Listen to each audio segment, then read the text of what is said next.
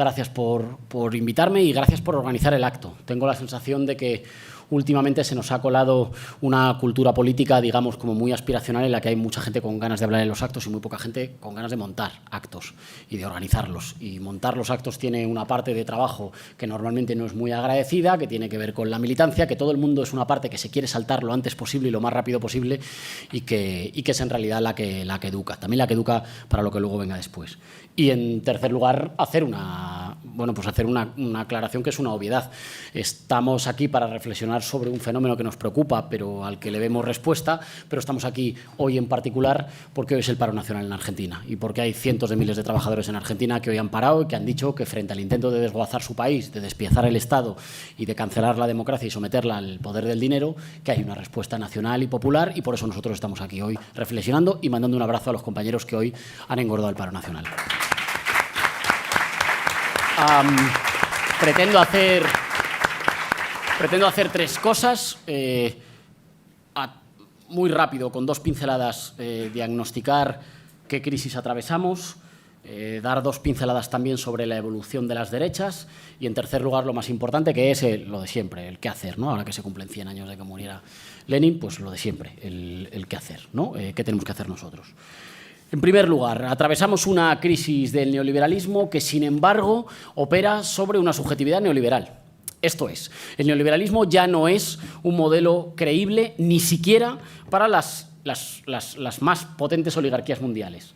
El neoliberalismo ya no está de moda en Davos. El neoliberalismo no es lo que informa las salidas fundamentales que los economistas enseñan, ni siquiera que los grandes mandatarios piensan poner en práctica. Como modelo de recetas de política económica, como modelo intelectual, incluso como modelo cultural, es un modelo que está profundamente en crisis. De hecho, en los 90 el neoliberalismo era una especie como de neoliberalismo feliz, que prometía abundancia, que prometía expansión de las posibilidades de todo el mundo, y hoy es una especie de neoliberalismo reaccionario que más bien propone, digamos, cargarle las culpas y cargarle los ajustes siempre a alguien más débil. Entonces, en el primer lugar, es una crisis del neoliberalismo que, sin embargo, opera sobre un sujeto y sobre un régimen de deseo profundamente neoliberal. Es decir, los seres humanos que hoy tienen que imaginar y construir un modelo alternativo al neoliberalismo son seres humanos que operamos con una subjetividad, una forma de imaginarnos y una forma de ver la relación con el otro marcada por el neoliberalismo. Así que cuando llegan las elecciones, para la derecha, pese a que el modelo esté profundamente en crisis, es más fácil apelar al voto, es más fácil ganar el voto porque, esto lo he explicado más veces, tiene básicamente solo que solicitarle a los electores que voten tal y como se comportan en la vida cotidiana. Si tú en tu vida cotidiana no has visto instituciones de lo común, si tú en tu vida cotidiana no has visto derechos colectivos, no existen espacios públicos, y en tu vida cotidiana no estoy diciendo grandes abstracciones, digo en el urbanismo de tu barrio, digo en la forma de transportarnos, digo en la relación con la comida que comemos, digo en la relación en el trabajo, digo en la relación entre los afectos entre personas. Si tú estás acostumbrado a un régimen de relación con los demás en el que básicamente o pisas o te pisan, después, las apelaciones de los políticos progresistas a lo común, a la solidaridad o al espacio público, te parecen cosas de gente privilegiada que vive en otro mundo. Porque en tu mundo, en el mundo que tú vives, en el que tú tocas, en tu trabajo, en realidad, la mejor manera de ascender no es la asociación entre trabajadores, es llevarte bien con el jefe y pisarle al otro. En la autopista, la mejor manera de llegar antes no es ser respetuoso con el de al lado, es ser el más listo. En las relaciones con los demás, te relacionas por una app a menudo en la que vas descartando a la gente sin tenerle que decir nada. En la forma de relacionarte con el espacio público, habitas un espacio en el que no existen lugares donde quedarte quieto, no existen lugares donde disfrutar, sino es mediante el pago. Y puedes quedarte y tener tanto más tiempo de disfrute cuanto más dinero tengas para pagar. Así que una experiencia cotidiana neoliberal, a pesar de que el modelo esté fracasado, una experiencia cotidiana neoliberal hace que sea más fácil interpelarte como vota como vives en el día a día. Y esto a nosotros nos pone frente al problema, y con esto acabo la primera parte, nos pone frente al problema de cómo hacer progresismo sin fe en el progreso. Cómo se es progresista cuando casi nadie confía en que lo que venga hacia adelante del futuro de la humanidad sea mejor. Básicamente nosotros tenemos dos cosas que nos separan del adversario. Una, creemos que lo mejor está por venir, que no lo dejamos atrás, no queremos volver a un tiempo pasado, ni queremos conservar queremos inaugurar un tiempo mejor para el género humano y creemos que eso es posible, por eso nos denominamos progresistas. Y dos, nos compadecemos en el mejor sentido de la palabra, digamos, Santi Albarrico es quien mejor lo dice, nos compadecemos del otro. Nos duele lo que le pasa al otro, no queremos que el otro no sea ajeno, no queremos que podamos vivir bien en una sociedad al que al de al lado le va mal, ¿no? Bueno, es muy difícil hacer progresismo en un momento, o defender políticas transformadoras, en un momento en el que la creencia de que no hay futuro, de que todo futuro va a ser peor, concatena una especie de pesimismo, resignación, miedo y, por tanto, actitudes reaccionarias. Es decir, no me cuentes que vamos a estar mejor, porque eso ya no se lo cree nadie, lo digo hasta el aburrimiento, pero nunca hemos tenido tantas series y películas disponibles en nuestras plataformas de entretenimiento y no hay ninguna que describa el futuro como algo mejor.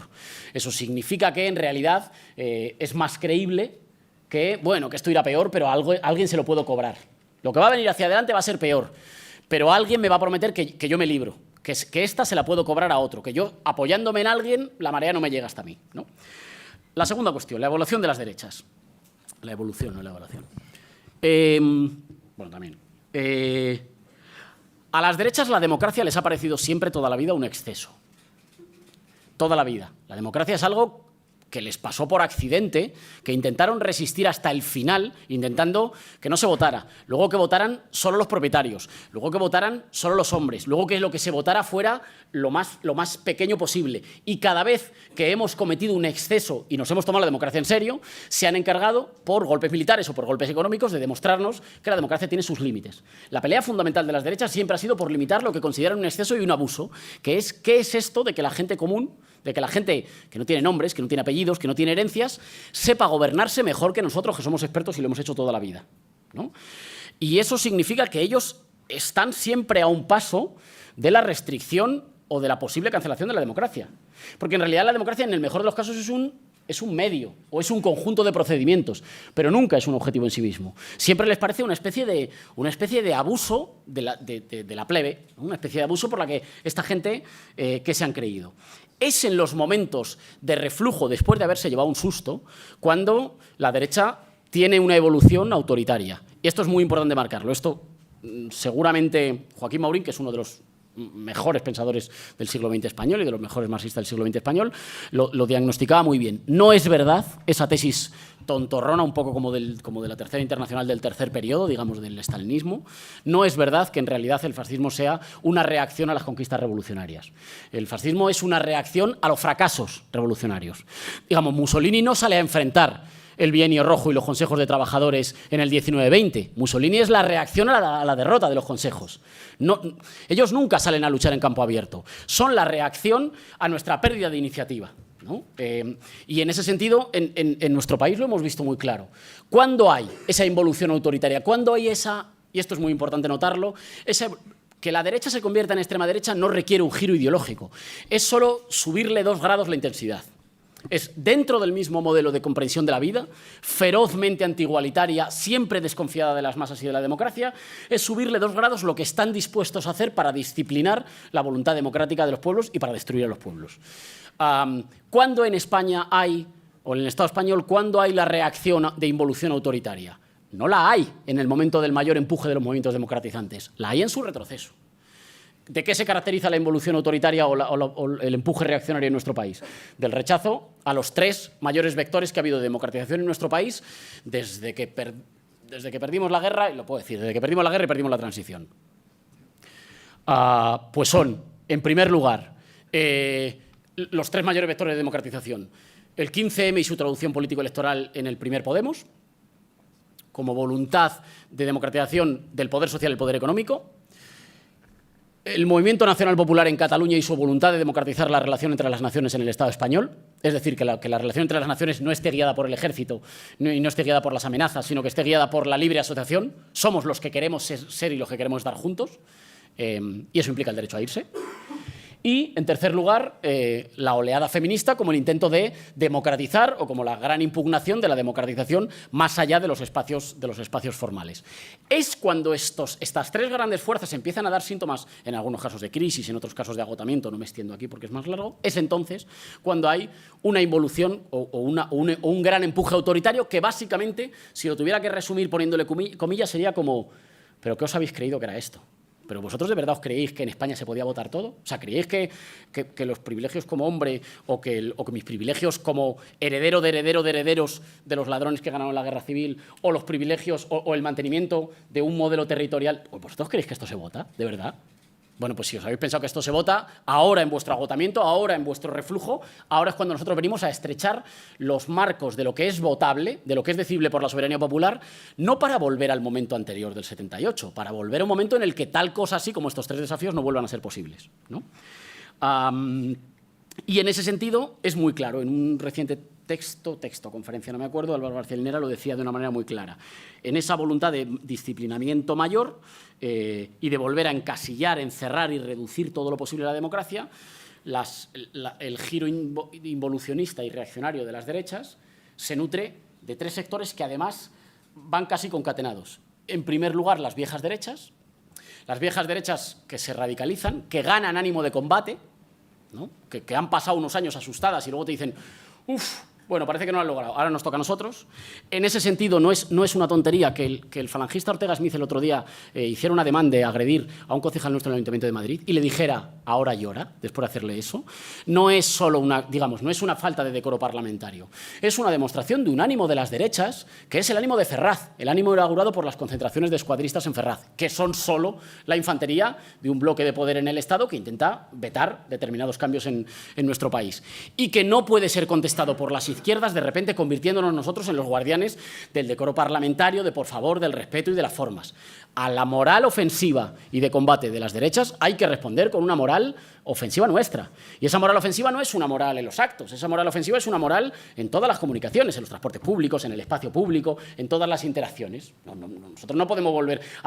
Perdonadme, pero ha sido... No es que yo espere muchísimo del Partido Socialista, pero, hombre, que el Partido Socialista, cuando le estaban acosando su sede durante casi un mes, la única medida que tomara fuera hacer salir a los trabajadores de su oficina 2 horas antes, es terrible, porque recuerda ahí la magnífica trilogía esta de, ¿cómo se llama? El de M, el del hombre del siglo, Scurati. La magnífica trilogía de Scurati sobre el ascenso de Mussolini cuenta que, en realidad, una parte del ascenso de los camisas negras en Italia tiene que ver con la desmoralización de las bases de los sindicatos y de las formaciones políticas de la izquierda, que ven cómo sus líderes son maltratados, insultados y humillados sin defenderse y la gente se va quedando en casa. Lo digo porque... El discurso de la victimización es un discurso que conduce directamente bueno, iba a decir una barbaridad, pero el discurso de la victimización conduce a que te lo hagan más. Y por eso es fundamental, digamos, la recuperación de una cierta moral de combate. Estaba diciendo que primero se nutre de las viejas derechas radicalizadas, después de las clases medias tradicionales, que recuperan un cierto ardor guerrero que habían perdido, y en último lugar de la decepción de los sectores populares cuando los proyectos progresistas no han funcionado. Corto ya. Frente a esto, ¿qué hay que hacer? Bueno, ¿qué hay que hacer? ¿Qué creo yo que hay que hacer? En primer lugar, los derechos no se pueden conservar. Los derechos se pueden expandir o se pueden ir perdiendo. Pero no hay algo así como un momento... Desde luego no hay algo así en los momentos de crisis, ¿no? Quien piense que... O sea, como no estamos en los 30 gloriosos, que tampoco fueron tan gloriosos, pero no estamos en los 30 gloriosos. Los derechos no se pueden conservar. Si hay alguna discusión que tenemos nosotros permanentemente en el seno del gobierno de coalición con el Partido Socialista es no existe algo así como una legislatura de consolidación en un momento de crisis. Cuando nadie sabe si va a haber futuro, uno no puede salir a empatar. Los derechos no se pueden consolidar en un momento de crisis. Se pueden expandir o se pueden ir perdiendo. Y tampoco sirve con este mantra así como un poco tontorrón de que frente a la extrema derecha hay que hacer políticas sociales. ¿No? Frente a la extrema derecha, subir el salario mínimo. Hemos subido el salario mínimo. 2,5 millones de trabajadores van a cobrar más dinero gracias a que estamos en el gobierno. Pero no alcanza con eso. Lo fundamental es cómo se sueña, en qué se sueña. Y en ese sentido nosotros tenemos que ser capaces de proveer de un horizonte alternativo, de unas esperanzas alternativas. Para mí pasa por dos cosas. Uno, hay que sacar la política del sistema político y hay que hacerlo otra vez. Alguien nos dirá, joder, si vosotros la metisteis. Claro, es que es un momento permanentemente pendular. Hay que estar en el sistema político y hay que pelear permanentemente por sacar la política del sistema político, porque la política no se convierte en una cosa de expertos, porque no sea una cosa de las voces autorizadas y porque no hable de los problemas, digamos, por los que te preguntan los periodistas, sino que vuelva a hablar del tiempo de vida, del aire que respiras, de cómo te relacionas con tus seres queridos, de en qué barrio vives, de si puedes dormir o no puedes dormir, de si tienes con quién dejar a tus hijos, de cómo se reparten los cuidados, en fin. Hay que hacer permanentemente un esfuerzo de repolitizar la vida cotidiana y sacar la política del sistema político. Y eso significa también, en segundo lugar, que hay que meter otra vez a la oligarquía en la discusión política. Hay que hablar de ellos. Nunca está tan fuerte la oligarquía como cuando no existe en la discusión política. Y en ese sentido, el regreso del eje izquierda-derecha es una magnífica noticia para la oligarquía, porque nos pegamos con el perro y no con el amo. Lo podría haber hecho con una metáfora igual menos, más suave. Pero hay que volver a meter a la oligarquía en la discusión política, porque si no, los privilegiados te parecen todos aquellos que gocen de derechos mínimos. Milei lo hace en Argentina, pero ya lo hemos visto muchas veces aquí en España, que es que llaman privilegiados a todo aquel, pues yo qué sé, que tenga una pensión, que puede ir a la huelga porque tiene un trabajo tranquilo, porque tiene un trabajo con convenio colectivo. Si no metemos a la oligarquía de vuelta en la discusión política, entonces los privilegiados vamos a ser quienes ostentamos la representación política. Y eso es el camino, no a la cancelación de la política, a la cancelación de la política democrática para que la política la hagan solo los amos del mercado. Y en último lugar, que me pasa muchísimo, habilitar un ciclo virtuoso de reformas, porque no parece que tengamos fuerza, digamos, en el corto plazo para una transformación revolucionaria. Habilitar un ciclo virtuoso de reformas no es una labor solo material, es fundamentalmente una labor ideológica. En primer lugar, se trata de ir haciendo reformas que demuestren a los subalternos que se pueden ganar cosas. Cada reforma es tan importante por lo que mejora en la vida de la gente como por lo que educa. Vamos a reducir la jornada laboral y vamos a hacer que la gente salga media hora antes. Y eso va a tener dos ventajas. Una, que la gente va a tener media hora más libre. Pero, en segundo lugar, la demostración práctica de que estas cosas se pueden hacer. Es fundamental la recuperación de los subalternos de la confianza en sí mismos. En segundo lugar, es fundamental porque lo común hay que poder tocarlo. La ideología no es verdad que sea una cosa que uno lee en los libros. La ideología es una cosa que se tiene que vivir. No te puedes creer que existe lo común si no experimentas lo común. No te puedes creer que existe lo colectivo si no tocas lo colectivo, si no existen instituciones del común. No te puedes creer que es posible que salgamos juntos adelante si no ves transformaciones prácticas que tú puedas tocar. La ideología se toca, y si no se toca es una cosa solo para expertos. Y si es una cosa para expertos, perdemos siempre. El pueblo, en realidad, claro que es una maravillosa ficción, necesaria ficción retórica, pero esa ficción retórica se nutre de infraestructuras, de hábitos, de instituciones. Y, en último lugar, esto es fundamental para transformar la correlación de fuerzas. Cuando llegamos a las elecciones, el adversario ya va 8-0. Y si lo hacemos un poquito bien, le empatamos y en los penaltis ganamos y ganamos un trocito del poder del gobierno, si lo toleran. Cada gobierno progresista, además de mejorar la vida de la gente, que es fundamental, tiene que estar en el poder sabiendo que está de paso con un mandato. Cuando yo pierda, los de abajo van a ser más fuertes. Cuando yo tenga que dejar el poder, porque en democracia el poder siempre se deja, cuando yo tenga que dejar el poder, los de abajo están más fuertes o más débiles que cuando yo llegué. Si cuando te toca dejar el poder has dejado a los de abajo más fuertes, con más confianza en sí mismos, con más autoestima, con más cuadros, con más derechos conquistados, con más instituciones, entonces lo has hecho bien. Si cuando has sido un gobierno progresista dejas a los de abajo más desarmados, entonces los dejas a los pies de la reacción. Perdón por pasarme tiempo.